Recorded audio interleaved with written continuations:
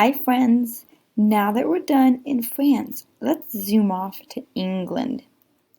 Welcome aboard Christmas Airlines. Go ahead and get your passport stamped and ready to go learn about England.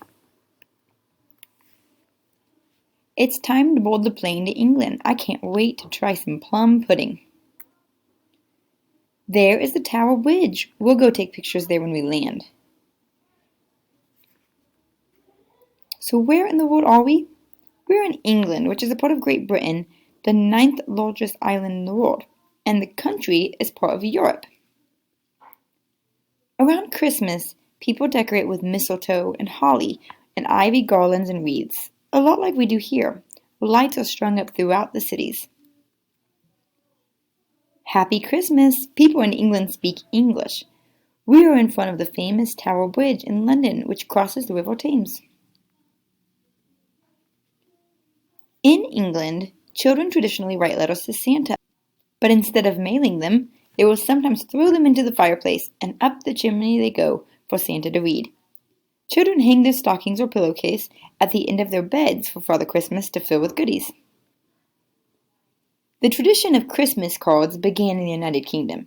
Many people all around the world send Christmas cards to friends and relatives. Mince pies, which are small pies with mincemeat, which is actually a mixture of dried fruit and spices, not meat, are a popular treat in England. Many kids leave mince pies for Father Christmas on Christmas Eve. Does that remind you of a tradition we have here in America? For Christmas Day lunch, families feast and open Christmas crackers.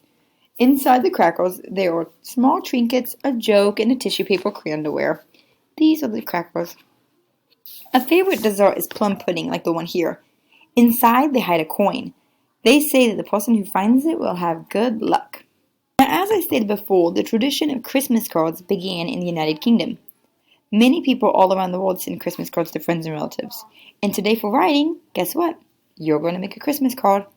I'm going to put a few different options of card choices you have down below in Google Classroom. You can choose which art you would like to use or which pattern. Which artwork you choose is up to you, but your card must include a picture that is neat and well drawn as best as possible, and writing. Think about who you might want to send the card to. It could be someone here in school, someone at your home, one of your friends. You can make more than one card if you have the time. Now remember, when we're writing words, we say it 2 times out loud, stretch it out and write every sound we hear. And when we're writing sentences, we say it, write it, check it. If you need help, let me know. Do your best, and I cannot wait to see when you post it in Google Classroom. Merry Christmas!